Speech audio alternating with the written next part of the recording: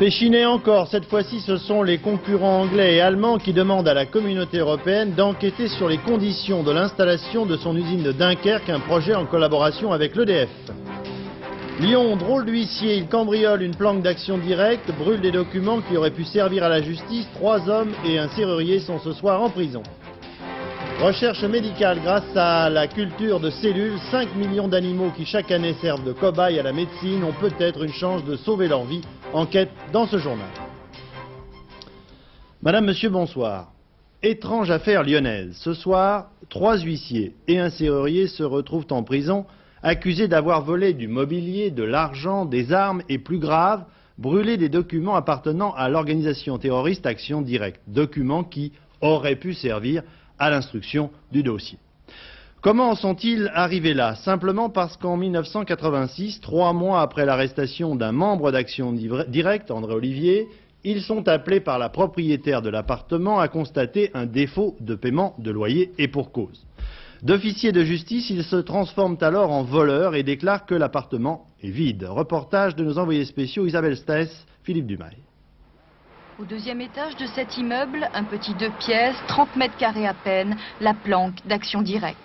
Août 86, depuis quelques mois, la propriétaire de l'appartement ne touche plus de loyer. Elle mandate alors le cabinet Carrette et Petit-Jean pour une procédure d'expulsion.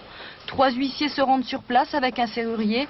Derrière la porte, des documents, des armes et 100 000 francs d'argent liquide.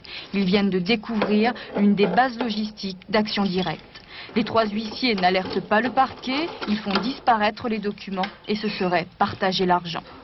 6 mois plus tôt, la branche lyonnaise d'Action Directe avait été démantelée. Son idéologue, Alain Olivier, était arrêté. Jeudi dernier, le juge Bruguière perquisitionnait dans les locaux du cabinet Carrette et Petit-Jean. Les 3 huissiers étaient interpellés. Aujourd'hui, l'un des associés exprime son étonnement. Je suis stupéfait au fur et à mesure que j'apprends les nouvelles dans cette affaire. Et ce sont des faits qui, je pense, ne peuvent pas être expliqués de la part de personnes comme ça. Mes malheureux confrères, ils avaient peut-être la réputation d'être un peu arrogants ou peut-être un peu suffisants, mais sans plus. Des hommes chargés de faire respecter en quelque sorte la loi, qui se mettent hors la loi, c'est très grave. C'est ce qu'il y a de plus grave, à mon sens. Hier soir, les 3 huissiers ont été inculpés de vol, destruction de preuves et faux en écriture. Ils ont été écroués et risquent la cour d'assises. Encore Péchinet ce soir, mais cette fois-ci, l'attaque vient par l'intermédiaire de la communauté européenne de Bruxelles, de ses concurrents anglais et allemands qui demandent une enquête sur les conditions exactes dans lesquelles Péchinet a bouclé le dossier de l'installation de son usine de Dunkerque, réalisé en collaboration avec EDF, projet annoncé en même temps que le rachat de la société américaine American Can le 21 novembre dernier. Pour Jean Gandois, le PDG de Péchinet, il s'agit là d'une manœuvre de concurrents jaloux. Tout est parfaitement en ordre. Les précisions de Claire Chazal. Cette fois, c'est sur la future usine d'aluminium de Péchinet, qui doit être installée ici, à Dunkerque, pour 3 milliards de francs, que la Commission européenne s'interroge aujourd'hui. Certains concurrents de Péchinet en Europe auraient en effet porté plainte pour concurrence déloyale, estimant que Péchinet avait reçu trop d'argent de l'État et payé son électricité trop peu cher. Bruxelles demande donc à l'État français d'expliquer son rôle précis dans l'affaire. L'État actionnaire ne fait que doter Péchinet d'1 milliard de francs 89, souligne la rue de Rivoli, qui n'a d'ailleurs encore rien versé. EDF explique quant à elle avoir passé un accord de partenariat avec Péchinet et ne pas lui vendre son électricité au-dessous du prix canadien. Nos concurrents européens sont jaloux, répondent enfin en substance les responsables de Péchinet. Déjà malmenés par les soupçons de délit d'initié qui entourent le rachat de Triangle, ils étaient de fait des proies faciles pour leurs voisins anglais ou allemands.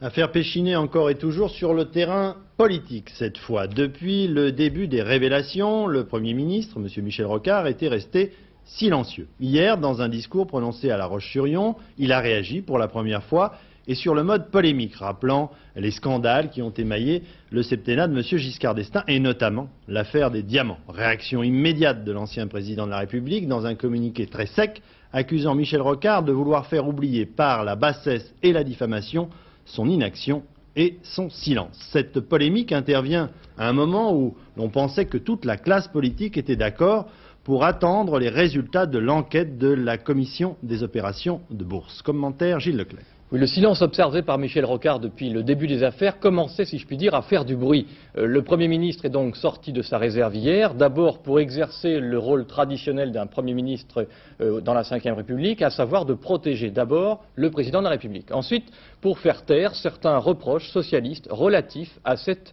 discrétion. Michel Rocard a donc développé la contre-attaque sur un ton très offensif, un peu à contre-image, mais après tout, nous ne sommes qu'à 6 semaines des élections municipales. En tout cas, un durcissement net qui correspond à un choix pour le gouvernement de reprendre à tout prix l'initiative. D'abord en rendant public le rapport de la commission des opérations de bourse, ensuite en refusant tout amalgame entre pouvoir et entourage, enfin en engageant le faire avec l'opposition, une opposition qui par la voix de Valéry Giscard d'Estaing parlait ce matin de bassesse et de diffamation. Tout cela en attendant le vrai rendez-vous politique dès la semaine prochaine où, quel que soit le contenu du rapport de la COB, le gouvernement devra gérer le dossier sur le terrain de la vérité et de la transparence, même si ce fameux rapport nous laisse sur notre faim.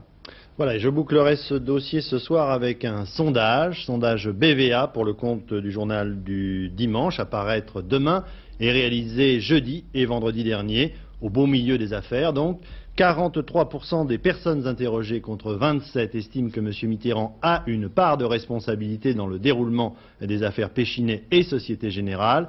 47% imputent une part de responsabilité à M. Bérégovoy, 34% à Michel Rocard. Enfin, 39% pensent que ces affaires peuvent affaiblir durablement le chef de l'État. 38%, pratiquement le même pourcentage, pensent le contraire. Saint-Pierre-et-Miquelon contre Saint-Malo. Le face-à-face s'est terminé aujourd'hui par un accord signé entre les pêcheurs bretons et le Premier ministre à l'hôtel Matignon. Les Malouins conservent le droit à un quota de pêche de 5500 tonnes de morue dans la zone de l'île de Saint-Pierre-et-Miquelon, mais s'engagent à retirer leur deuxième navire qui s'apprêtait, lui, à pêcher sur place. Cet accord comporte, par ailleurs, dit-on, des clauses gardées secrètes. Elisabeth Esley. Après 4 longues heures de négociations ce matin à Matignon, on a enfin abouti à un accord dont le détail des modalités reste confidentiel. Mais les professionnels de la pêche n'ont pas caché leur satisfaction. C'est un bon accord qui assure la pérennité de l'entreprise et l'avenir de l'entreprise à moyen et long terme. Et c'était ça qui était indispensable pour nous. Je crois qu'on a obtenu pratiquement tout ce que nous avons demandé. Rien de bien précis de la part de la Comapêche. Quant au ministre de la Mer, chez qui s'étaient élaborées dès hier soir les bases de l'accord, il reconnaît timidement qu'il s'accompagne de compensations financières. Il y a bien entendu un volet financier, mais c'est surtout mon souci qui est celui de poursuivre l'activité de la grande pêche métropolitaine. C'est mon vœu, c'est mon souhait, mais au-delà, c'est ma volonté et celle du Premier ministre, M. Michel Rocard. Pour le sénateur-maire de Saint-Pierre, Albert Penn, les démarches malouines ont été avant tout une quête de subvention. Il reproche aux pêcheurs métropolitains de n'avoir pas su s'adapter à l'évolution de la grande pêche. Dès l'annonce de la signature de l'accord, à Saint-Malo, les 5 grévistes de la faim ont cessé leur mouvement. Quant à l'écluse du port, bloquée depuis hier par des manifestants, elle a été rouverte en début d'après-midi. Le trafic a alors repris progressivement.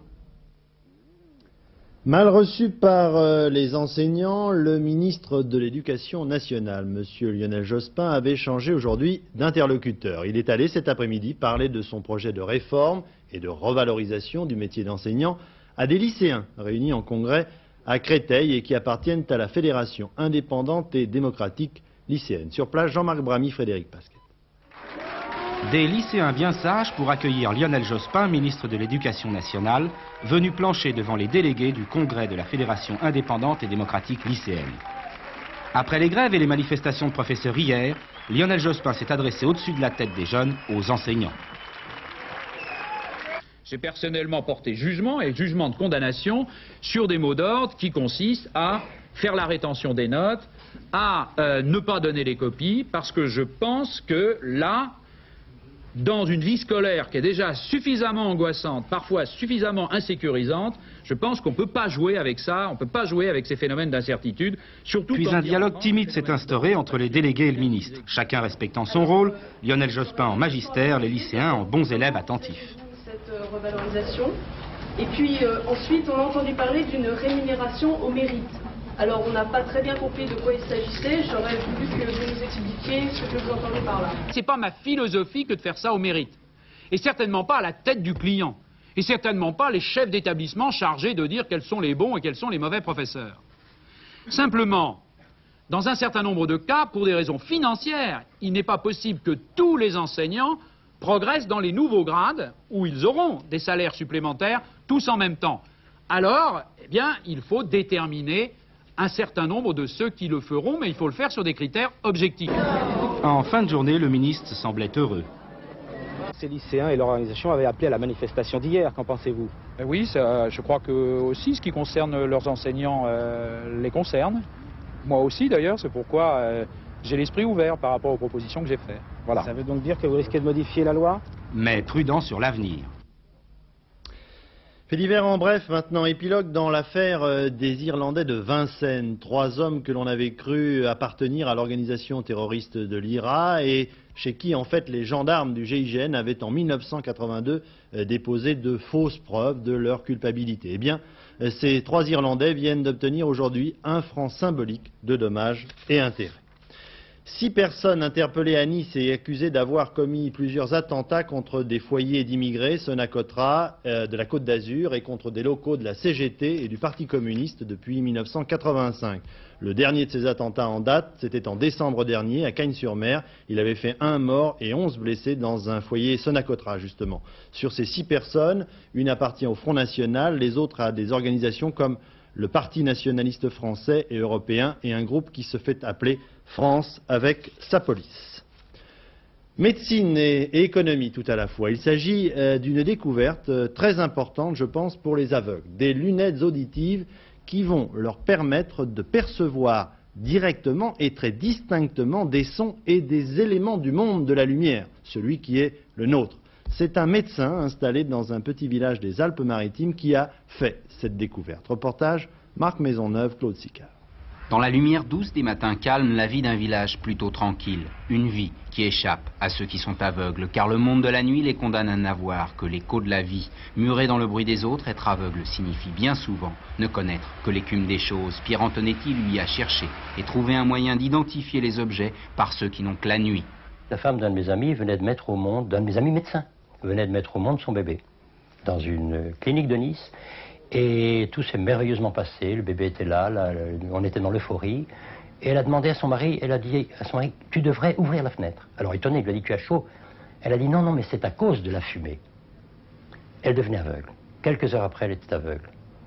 Une embolie du chiasma, elle avait déjà un problème d'un côté, une embolie du chiasma de l'autre côté, elle est devenue aveugle définitivement, et je crois qu'elle n'a jamais vu son bébé. Alors, ça nous avait beaucoup touchés. On s'est dit, mais peut-être, ne reconnaissant pas la lumière, ne sachant absolument pas se diriger, peut-être que ça pourrait l'aider de fabriquer un petit système qui permet de reconnaître la lumière. C'est élémentaire, hein, c'est pas une grande invention. Alors on a fabriqué dans une boîte d'allumettes un système électronique qui était relié à ces lunettes.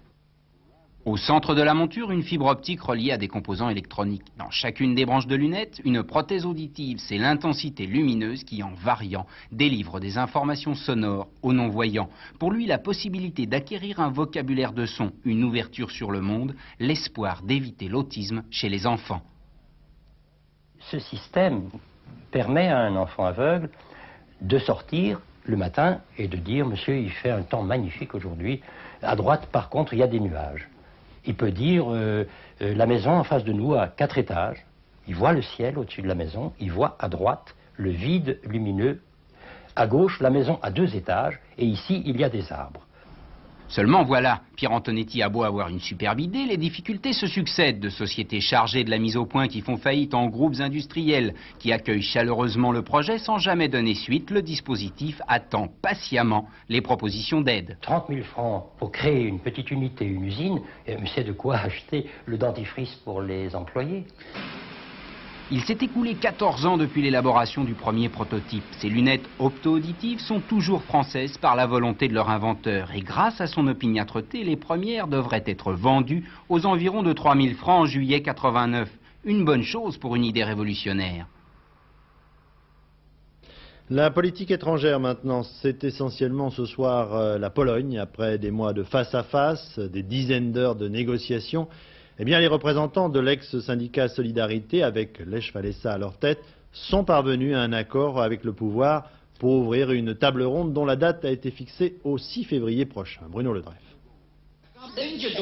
De dures journées nous attendent et cela m'effraie un peu, a averti Lech Walesa. Pas de triomphalisme donc, après que la reprise des négociations entre le pouvoir et Solidarité eut permis de fixer, enfin, une date pour l'organisation d'une vaste table ronde entre les deux partis et eux seuls. Les représentants des syndicats officiels ne participeront pas à ces négociations. Le chef de Solidarité est sorti hier soir très fatigué d'une longue journée de discussion. Il a cependant confirmé qu'il défendait toujours une position bien précise. Il n'y a pas de liberté sans solidarité. Le reste, tout le reste, est donc négociable. Il s'agit en particulier, pour le syndicat interdit, de savoir quel prix il est prêt à payer en échange de sa légalisation. Une question sur laquelle la très remuante base de Solidarité reste divisée. J'en reviens à parler des affaires par un détour par l'Italie dont vous allez tout de suite saisir le sens. En France, c'est la presse qui depuis quelques semaines s'active autour des affaires. Là-bas, le célèbre acteur Ugo Tognazzi, qui joue le rôle d'Harpagon dans la pièce de Molière, l'Avare, a trouvé un moyen bien à lui de dénoncer un scandale qui met en scène actuellement un homme politique italien. Celui-ci d'ailleurs, furieux, menace, mais pour l'instant, eh bien, Tognazzi continue de jouer. De Rome, notre correspondant Marcel Tria. Franco Nicolazzi, ancien ministre, un personnage nouveau dans la distribution de l'Avare de Molière. Du moins dans la version qu'en donne actuellement Ugo Tognazzi au théâtre Eliseo de Rome. Bien sûr, Tognazzi, qui joue Harpagon, a un peu modernisé les costumes et il prend quelques libertés avec le texte. Intraduisible à une heure de grande écoute. Un avare à l'italienne en quelque sorte. Mais c'est surtout vers la fin du 4e acte que les choses se gâtent, lorsque Tognazzi, Harpagon, qui vient de découvrir le vol de sa cassette, descend parmi le public et se met à suspecter tout le monde. Vous êtes tous complices. Vous avez tous quelque chose à voir avec le vol. Où est Nicolazzi? Franco Nicolazzi, l'un des politiciens les plus célèbres d'Italie, surtout depuis l'éclatement au grand jour de la célèbre affaire des prisons en or massif au printemps dernier. Ministre des Travaux publics de 79 à 87, Nicolazzi, alors secrétaire général du Parti social-démocrate, est accusé d'avoir touché près de 10 millions de pots de vin. Fournisseur de cette manne, Bruno D'Amico, patron d'une entreprise de Milan. En échange de ses largesses, on lui a attribué tous les chantiers de construction des fameuses prisons en or, sans aucun appel d'offres public. Informé de son succès involontaire chaque soir au théâtre Eliseo, Franco Nicolazzi menace la semaine dernière de porter plainte pour diffamation. Pourtant, Tognazzi persiste. Que voulez-vous? C'est plus fort que lui. Mon métier, c'est de faire l'acteur. Et la chose que je peux faire, c'est de faire rire. Et Molière me donne une occasion incroyable pour faire rire. Et il y a un moment que, quand je dis ce nom, le public il rit tellement fort et il donne un applaudissement dans la salle que je ne peux pas refuser parce que pour moi, un applaudissement, c'est le pain. Comme on peut dire, je me nourris de ça. Si, par hasard, la justice vous interdit de le faire, qu'est-ce que vous allez faire? Moi, si je me l'interdis et me dit si vous le faites, vous allez à la prison, moi je préfère faire la pièce, naturellement. Alors, au lieu de le dire, je dirais, à ce point-là, je ne peux pas dire ça. D'ailleurs, l'ancien ministre a bien tort de prendre les choses au tragique, puisqu'à l'acte 5, lorsqu'Harpagon retrouve son bien, il s'excuse de l'avoir accusé injustement. Pardon pour ce que j'ai dit tout à l'heure.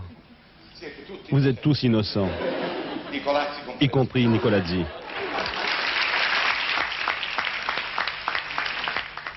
Après la comédie humaine, on change radicalement de sujet. Dans un pays comme la France, qui compte plus de 9 millions d'animaux domestiques, cette information ne peut pas passer inaperçue. De plus en plus de médicaments, en effet, pourraient être expérimentés sans avoir recours à des animaux cobayes. Et cela, grâce à des cultures de cellules auxquels s'intéressent d'ailleurs plusieurs grands laboratoires pharmaceutiques. Il faut savoir qu'à ce jour, en France, environ 5 millions d'animaux servent chaque année à la recherche. Enquête de Catherine Granier-Bompard et Alain Pagano.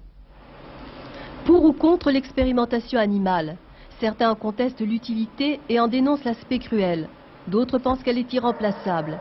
Un conflit qui dure depuis près d'un siècle et qui s'est exprimé de façon violente ces dernières années à travers des commandos dans les laboratoires. Pourtant, nos technologies d'avant-garde pourraient nous dispenser d'une grande partie de cette expérimentation animale. À l'INSERM de Rennes, les professeurs Christiane et André Guillouzot sont parmi les premiers au monde pour la mise au point de techniques de culture de cellules hépatiques qui permettent de tester de nouveaux médicaments et produits chimiques. Comme vous le savez, il faut une dizaine d'années pour développer un médicament. Et ce médicament, on l'obtient en testant environ 3000 molécules sur animaux. Eh bien, il est vraisemblable qu'à partir de cultures de cellules, en particulier à partir de cultures de hépatocytes, de cellules hépatiques, il sera possible d'éliminer la majorité de ces 2999 molécules sans avoir recours à l'expérimentation animale. Nous avons donc des tests simples, peu coûteux, fiables et reproductibles.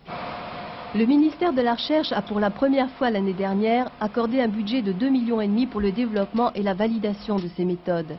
Par validation, il faut entendre leur reconnaissance par le législateur, indispensable pour leur application officielle.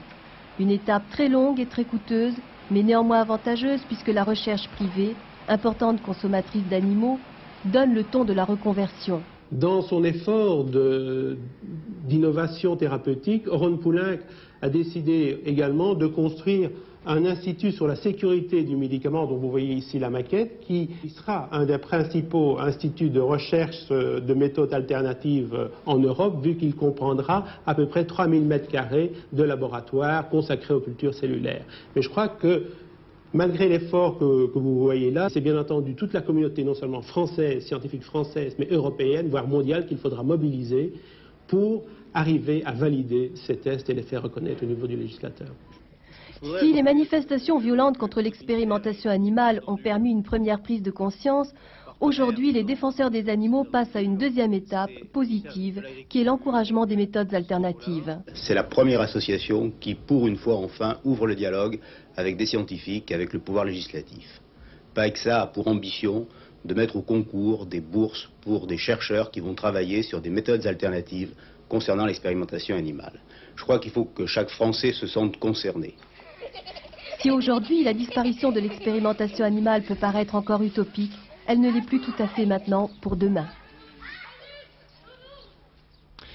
C'est l'homme qui est en question maintenant. Ce week-end en France, l'Ordre de Malte et la Fondation Raoul Follereau organisent une quête pour la lutte contre la lèpre, une maladie qui touche encore aujourd'hui 15 millions de personnes à travers le monde, principalement d'ailleurs dans les pays sous-développés. Il faut savoir qu'aujourd'hui, cette maladie peut se guérir grâce à des médicaments ou à la chirurgie. À Madagascar, une religieuse noire, américaine, chirurgien, est une spécialiste de ce type d'opération qui permettent aux lépreux d'éviter le stade ultime de leur maladie. Reportage de notre envoyé spécial Jean-Claude Darigo. Que l'on ne s'y trompe pas, dans cet hôpital de campagne du sud de Madagascar, on ne fait pas que de la petite chirurgie. Toutes les opérations sont effectuées. Aujourd'hui, Sœur Marlène opère un lépreux de 48 ans. Vous étiez religieuse avant d'être médecin ou médecin avant d'être religieuse? Médecin avant d'être religieuse. Vous êtes rentrée en religion à quel âge? Vous êtes rentrée en religion à quel âge? 34. 34 ans. Sœur Marlène, une religieuse, est toute une histoire personnelle. Elle est dans le monde la seule femme chirurgien plasticien de couleur originaire des États-Unis. Depuis 20 ans, elle s'est mise successivement au service des lépreux en Afrique, à Bornéo, puis à Madagascar. Tout près de Fort-Dauphin, à 1000 km de Tananarive, elle pratique sous nos yeux une neurolyse, c'est-à-dire une décompression chirurgicale du nerf du bras. Son patient est atteint de la maladie de Hansen. Si on ne l'opère pas, son mal va s'aggraver et la griffe des doigts caractéristique de l'affection lépreuse va apparaître. La neurochirurgie, là, ce que vous êtes en train de faire, vous l'avez apprise comme ça par expérience sur le terrain, dans le pays, ou vous avez fait des études particulières? J'ai fait des études particulières à Louisiane, à Carville, Louisiane, Notre-Dame-des États-Unis. Maestria, calme, sœur Marlène, ou le docteur Marlène comme on veut, fait autorité partout où elle passe. Elle enseigne dans les hôpitaux universitaires de Madagascar et va opérer partout où l'on demande sa compétence et surtout son amour des malades. Est-ce que vous réalisez bien votre projet, votre rêve d'enfant puis de jeune fille? Oui, maintenant, oui. Jusqu'après combien d'années, une trentaine d'années, j'ai réalisé. C'est de servir les lépreux comme chirurgien, comme missionnaire, oui. Quelques minutes de détente maintenant avec la bande dessinée. Le festival d'Angoulême vient de se terminer. La nouveauté de cette année, eh bien, c'est finalement l'intrusion de la BD, comme on dit, dans la littérature traditionnelle. En effet, les premiers romans illustrés viennent de sortir. Reportage de nos envoyés spéciaux Pascal Deschamps, Maryse Richard. Pierre Christin, Annie Götzinger, il écrit, elle dessine des bandes dessinées. Mais dans leur dernier album, Le tango du disparu, pas de bulle, un texte illustré, dernier né d'un mariage récent, le roman et la BD, qui fait de plus en plus d'adeptes. Alors moi, ce qui me tentait d'ailleurs, c'était pas tellement de renouer avec le roman illustré, que j'ai beaucoup aimé étant enfant, mais plutôt de chercher des choses qui se rapprochent aussi bien du magazine, par exemple, c'est ce que j'ai fait un peu dans Los Angeles avec Bilal, il y a 5 ou 6 ans, ou qui se rapprochent aussi, je dirais, du cinéma, c'est-à-dire de concevoir un livre comme un montage, exactement comme on fait une bande-son d'un côté, comme on fait une bande-image de l'autre côté, et d'essayer de mélanger tout ça. Les dessinateurs se lancent et s'attaquent même aux classiques. Céline, illustrée par Tardy, ou Jules Renard, relu par Fred, la polémique s'installe. Les puristes accusent les dessinateurs de BD d'utiliser les écrivains pour rechercher une véritable reconnaissance littéraire.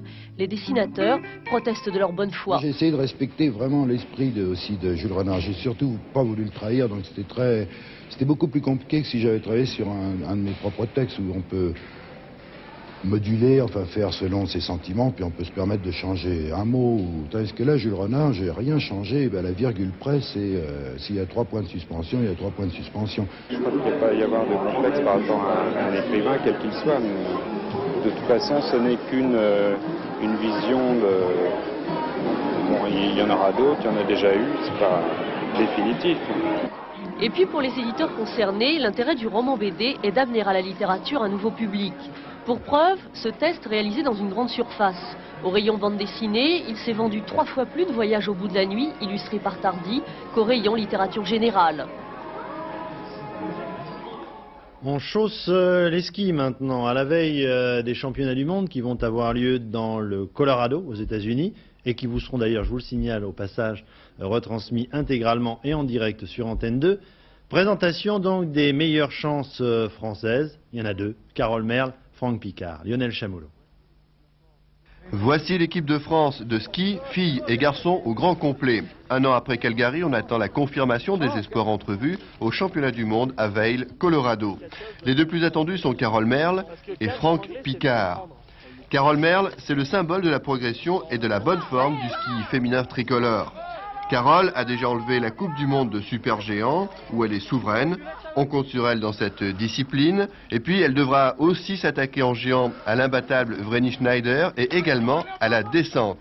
Un sacré programme. Je pense que la pression elle y est de toute façon, hein. Qu'on fasse des résultats ou non, il suffit de la supporter. Mais je vais la voir en descente, en géant et en supergéant. Mais je me sens assez forte pour supporter ça. Et puis même si pour l'instant Carole est sur la plus haute marche, elle n'est pas seule, le reste de l'équipe est très solide. En revanche, chez les garçons, les résultats sont plus décevants. Notre champion olympique, Franck Picard, blessé et opéré au genou, ne sera peut-être pas tout à fait prêt. À Kitzbühel, la descente test, Franck termine loin, très loin, et le moral en prend un sacré coup.